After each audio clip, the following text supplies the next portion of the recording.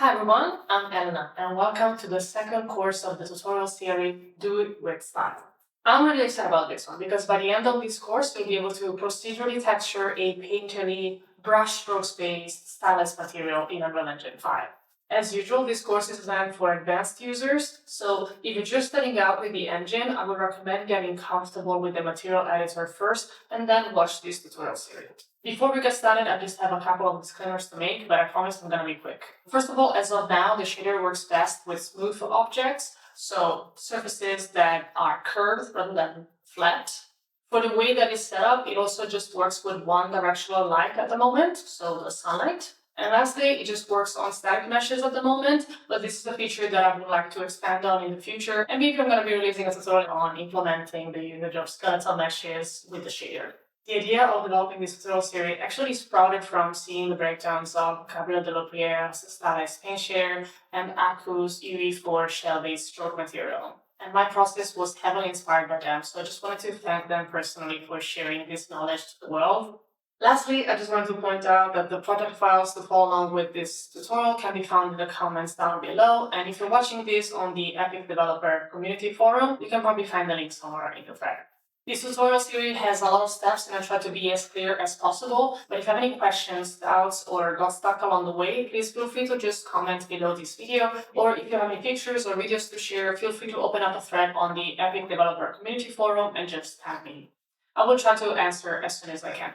Okay, thank you for your patience, and without further ado, let's get started. Right, so before we get started, I just wanted to take a moment to break down the project files that come together with this tutorial.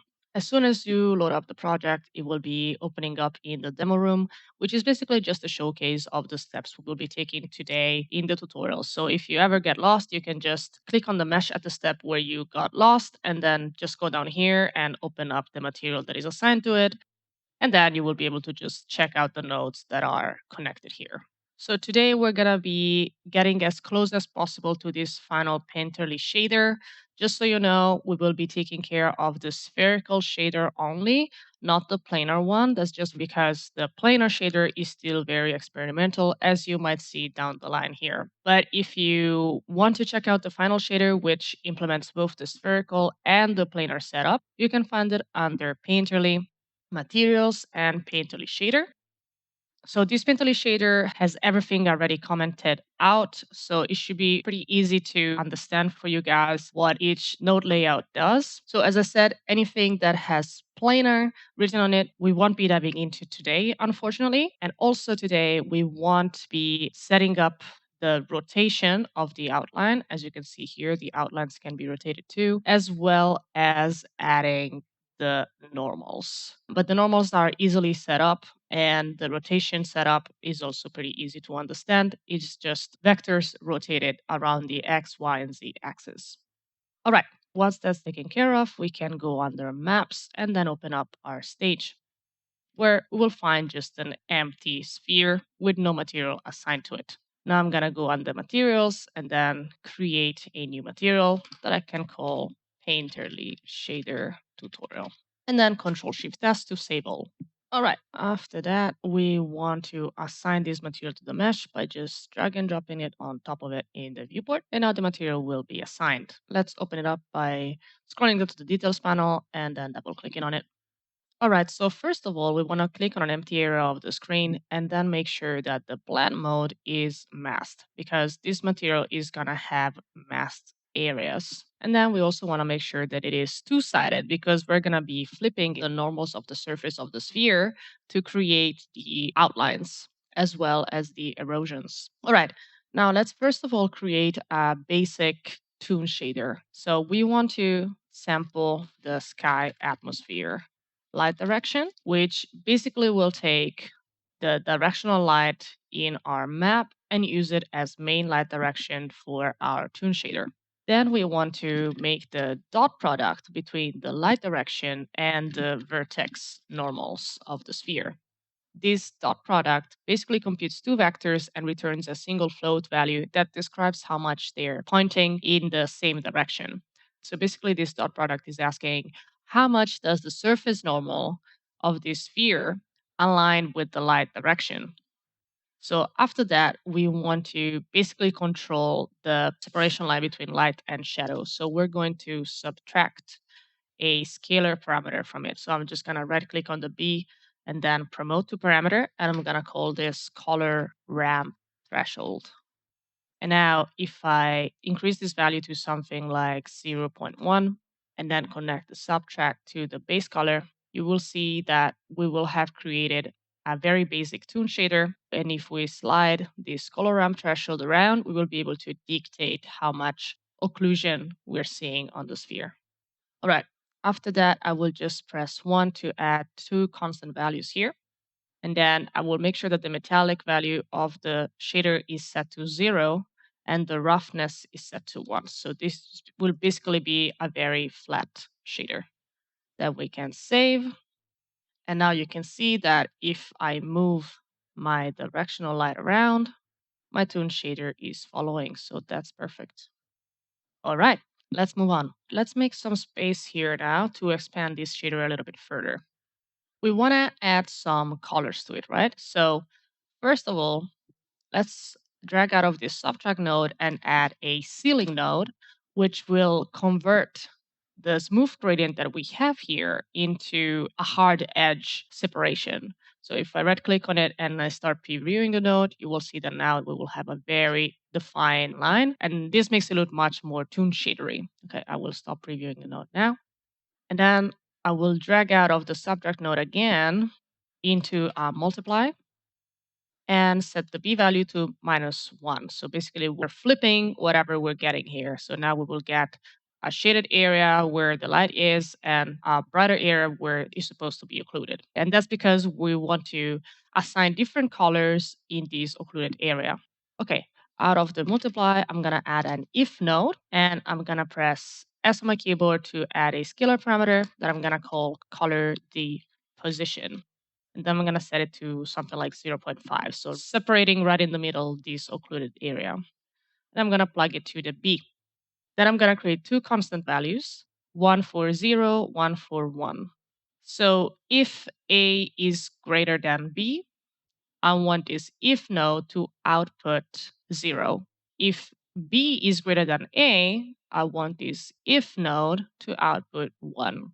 So basically what we're asking the shader here is, if the shadow position is below the color D position, then it should be black. And if the shadow position is above the color D position, then it should be white.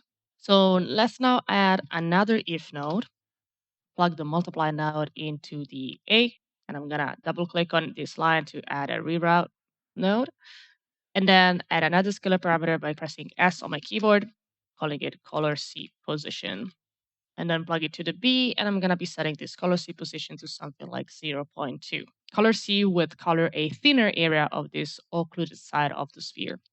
So now we want to basically isolate color C. So we want to say if the shadow position is above the color C position separation line, I want to have the same output as this if node. So either 0 or 1, depending on the color D position. While if the shadow position is below the color C separation line, then I want this to be black. So I'm going to drag out of the 0 here and then plug it into B greater than A.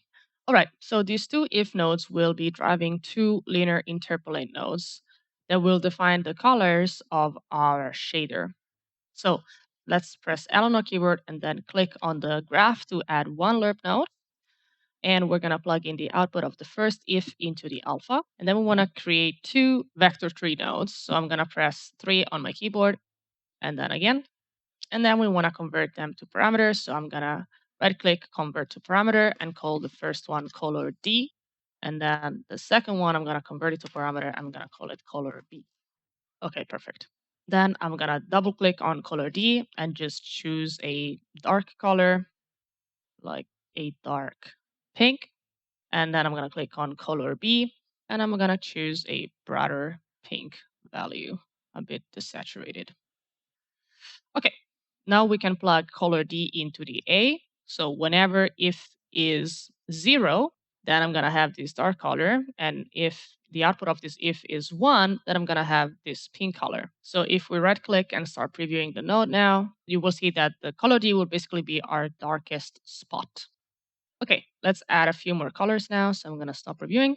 Let's add one more lerp. So I'm going to press L on the keyboard and let's plug it to the A. And then the output of the if will be driving the alpha as we just said. And I'm going to be adding another vector 3 color that I'm going to be plugging to the B. And I'm going to convert it to parameter and call it color C. So color C should be a little bit darker than color B, but brighter than color D. So I'm just going to choose a color that fits there nicely. Okay, this is color C. And now the last lerp, we're going to have a Toon shader with 4 colors, but you can add more just by breaking down the separation line further. The alpha here won't be any if node because this will be color A basically. We have color B, C, and D, and now we want to have color A, which is basically the brightest area of the shader. So if I take the ceiling node and I plug it to the alpha, I'm just going to add 2 reroute nodes here. I will then add one more vector 3 value, and this is going to be our brightest. So I'm just going to have it really bright, not very saturated like so. And I'm going to plug it to the B and convert to parameter and call it color A. Then I'm going to plug the output of this slurp into the base color. And now as you can see, we will have this very basic Toon shader without any textures applied to it. But if I start sliding around, for example, the color D position, I will be able to adjust that. The color C position will adjust to C. And we won't be able to adjust the color C position because this will basically be driven by the overall color ramp separation line. And of course, if we save and go back to our stage, since this is a Toon shader, it will be, of course, following our light direction.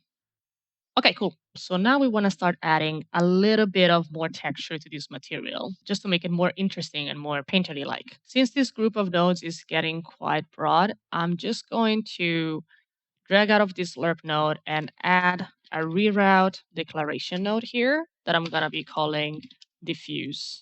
And then out of the base color, I will have this named reroutes option up here. And if I open it up, I will be able to select the diffuse. So basically this will act as a link to this diffuse node. So I'm just going to move this a little bit more to the back. And now we're going to expand before this dot node because we want to start working on the normals of our sphere. So let's make some space over here by dragging the sky atmosphere light direction a little bit up. And then I'm going to right click in an empty area of the graph and then add a blend angle corrected normals node. And the result of that is going to be plugged into the B. And of course, it's going to give us an error because we haven't plugged anything into the base normal and the additional normal. But the additional normal is going to be our vertex normals. And then from here, we want to basically get a texture object. We want the texture here to be the tiling noise 05, which should be by default into the engine maps. So, okay. Right click in an empty area of the graph again, and then we want to add a normal from height map node, which is a node that can be a little bit expensive, but just in this case, it should be all right. So let's plug the texture object into the height map.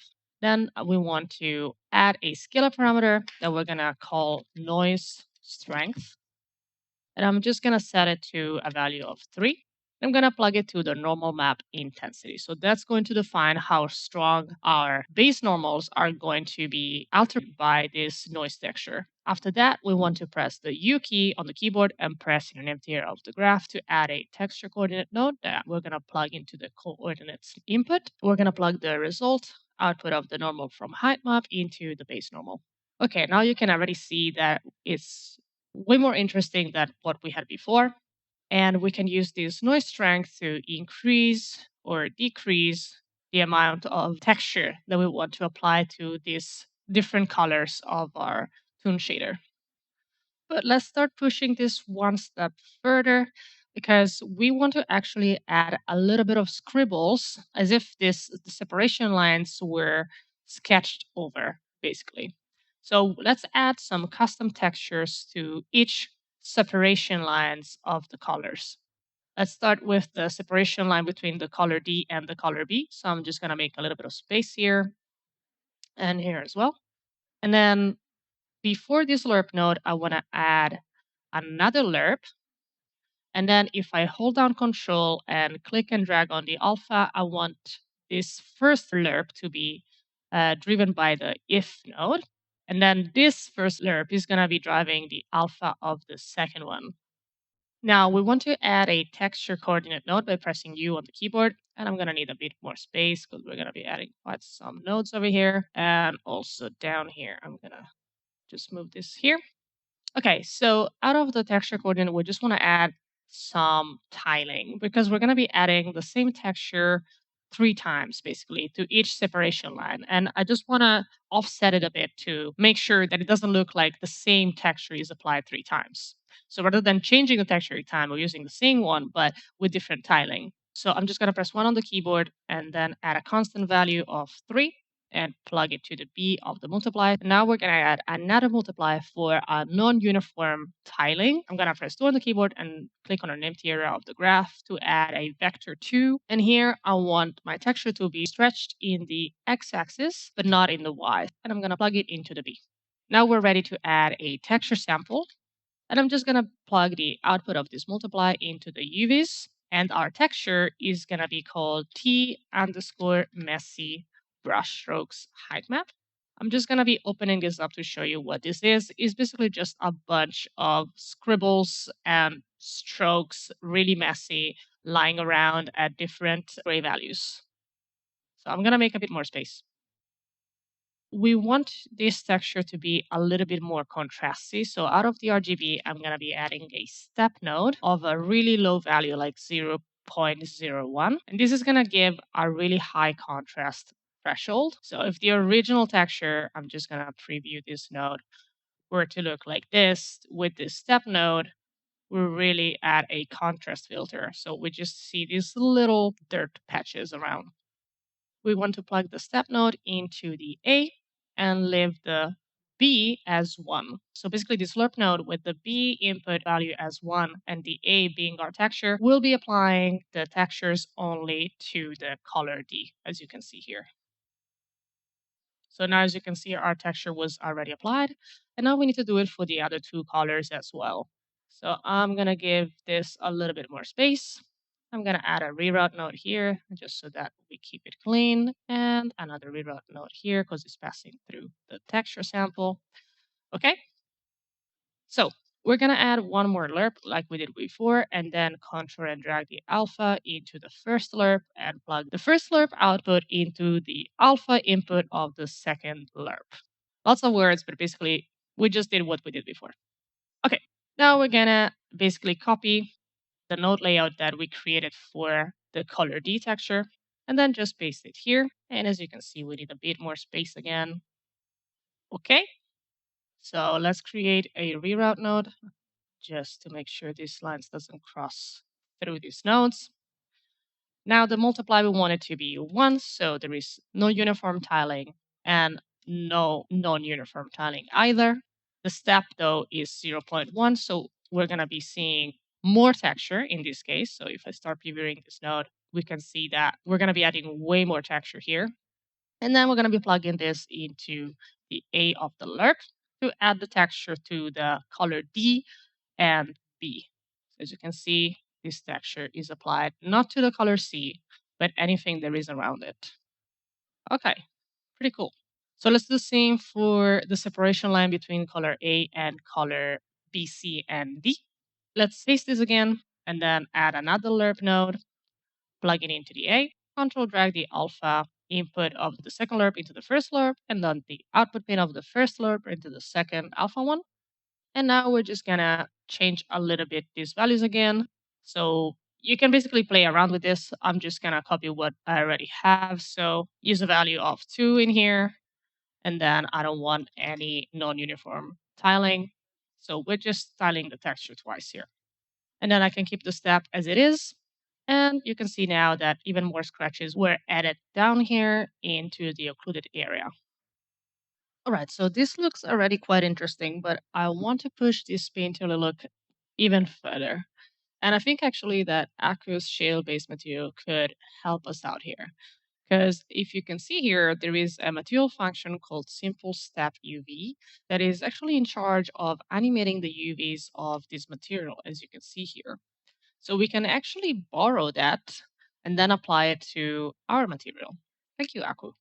All right, we already have it in our project. So I'm just gonna go here right when we start applying our first texture coordinate. So let's delete that and then add our material function of animated UVs. So our step time would need to be a vector 3 parameter. So I'm just going to press 3 on the keyboard and click on an empty area of the graph and then convert this to parameter and call it step time. Okay, now the default value will be a value of 1 in the x and 1 in the y. So it will be animated on both the x and the y axis because we're animating the UVs. So the z axis, the blue value, is irrelevant in this case. Okay, now we're going to plug this into the step time. We're going to add one more vector 3 value and then convert that to a parameter. And we're going to call it UV step size. And then we're going to set a value of 0.5 in the X and 0.5 in the Y. And then plug that into step size. And then for the tiling, we would just want to add a constant value of 1 and then just keep it as it is. So the texture won't be tiled any further because we're already tiling the texture afterwards. Okay, now we're going to be using this function multiple times. So in order to have it at hand, I'm just going to be adding a reroute declaration node and I'm going to be call it animated UVs.